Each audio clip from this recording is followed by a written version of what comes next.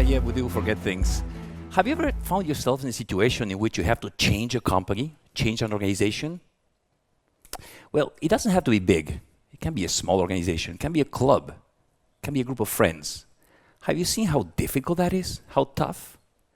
Well, my job today, in about 12 minutes or less, is to teach you how to change an organization. Or rather, I'm going to tell you why organizations do not change and what you can do about that. I think it's very fitting for a business school to teach people why organizations do not change. So today I'm going to be talking about managing organizational forgetting, and this is a topic that passionates me. It's a topic I've been researching on for the past 15 years and has created very interesting insights that can be useful, can be applied, and can make you a better manager. A manager not just of large companies, a manager of small things as well. Now, if you have tried to change organizations, you probably know what I'm talking about. I have been discussing this with people for many years, and they all say the same thing. Changing is hard. Changing is difficult. It's not easy to change. Change, in fact, it's a little bit like fighting a pillow. You can exhaust yourself. You can fight all you want. You can fight with left and you can fight with right. And at the end of the day, the pillow stays the same and you're exhausted. This is a happy pillow. It's happy because he has beaten you. The pillow did not change. This anecdote that comes back from the President Roosevelt in the US is very accurate. Changing an organization is really tough. Now, most of the time, we're thinking about why organizations do not change. We think about people. We say organizations do not change because people don't want to change.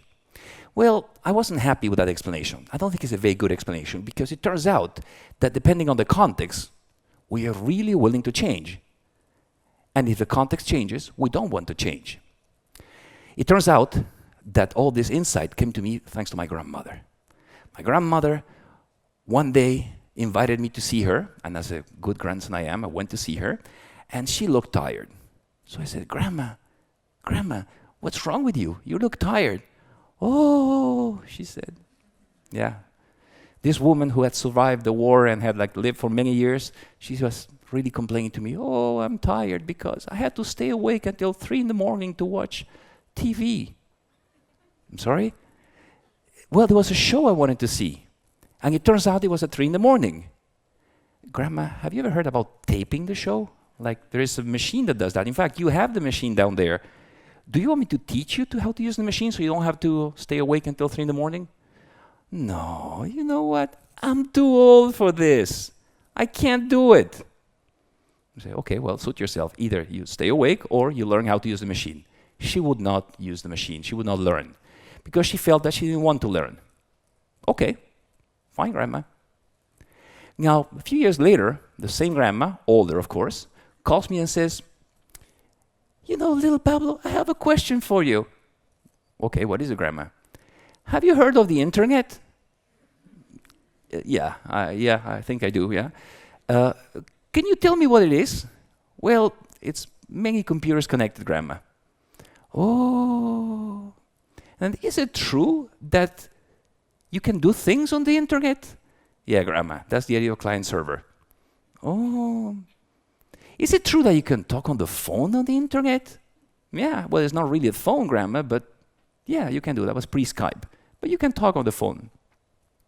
Oh, for free? Yeah, Grandma, for free. So there you have my grandma, who did not want to learn how to program a recording machine, who had bought herself a computer, taught herself how to use an operating system that looks like a thing you open to get fresh air, and installed the program, and about 2 weeks later, she was actually using the computer to speak on the phone for free. The same woman. Now, this is not surprising. Most economic behavior is motivated by immediate incentives.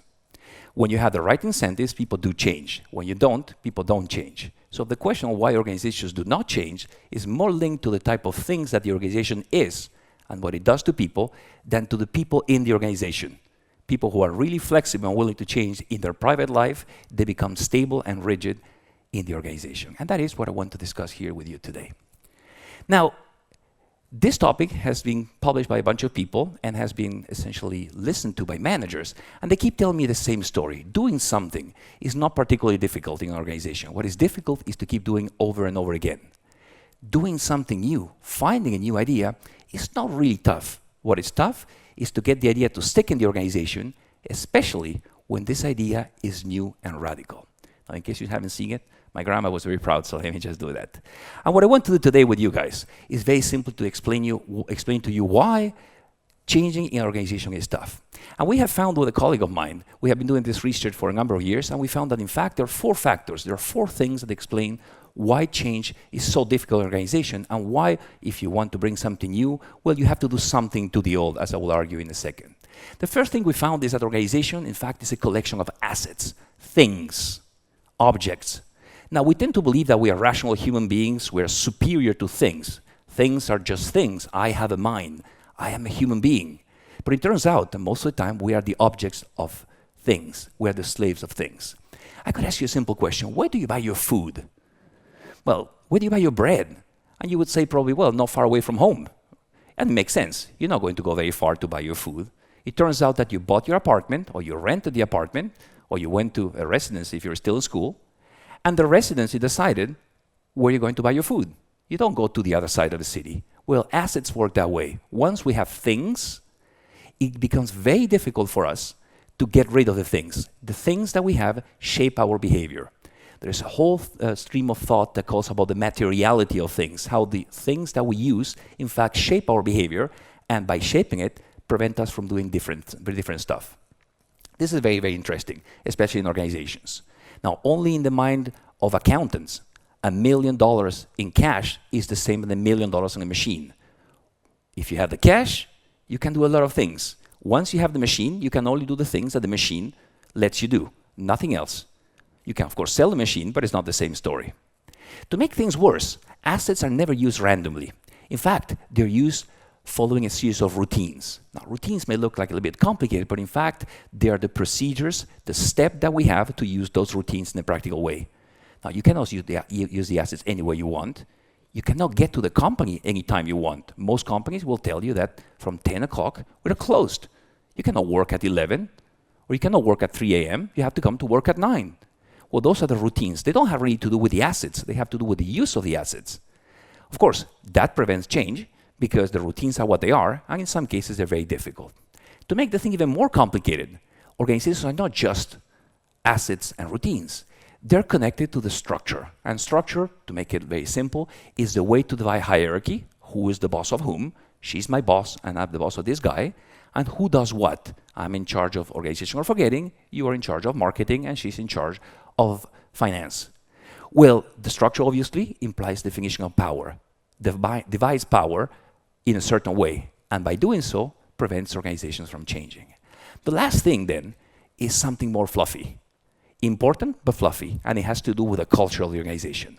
Culture in a sense of things that we take for granted, understandings of the word. French people say that culture is what remains when everything else leaves.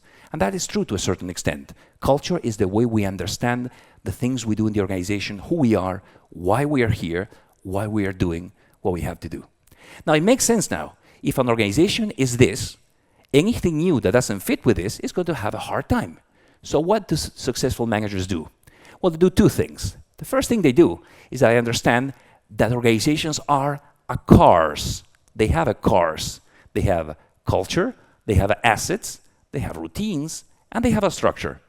And when they do so, when they understand that, they ask themselves, is the novelty, the innovation that is represented in the change compatible with the cars? Isn't it? Why isn't it so? What is bothering the innovation? In my experience, very personal and very limited, but that's the only one I have, whenever something new collides with something old, the old tends to win.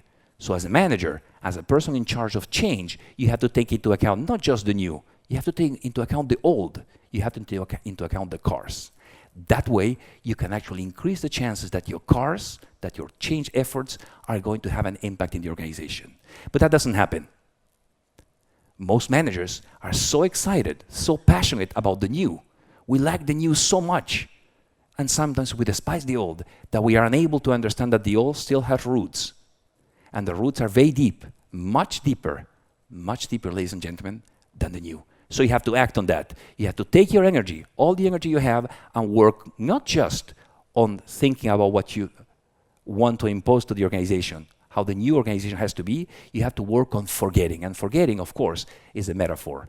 Now you understand by now that managing organization or forgetting is dealing with a metaphor. Organizations don't forget because they don't think, but managers do think. And what they need to do is think very carefully about these 4 dimensions to be able to break them down, to prepare them for the arrival of the new. That way you can succeed in change. So if you have to summarize what I said, if I have to make it short and you can leave this video, you can leave this room with something in your mind, I would say to you that do not forget that if you want change, if you want successful change, if you want to be an agent on change in your club, in the organization, in a multinational firm, even in the world, in the social business, do not forget that everything you do is being done on a cars, and that cars will limit your capacity to change unless you understand what it is and you beat it first. So let's summarize everything with a sentence. When the old and the new collide, the old wins unless you do something for the new to win. Be that agent on change. Understand what's blocking the new and make it happen. Thank you so much.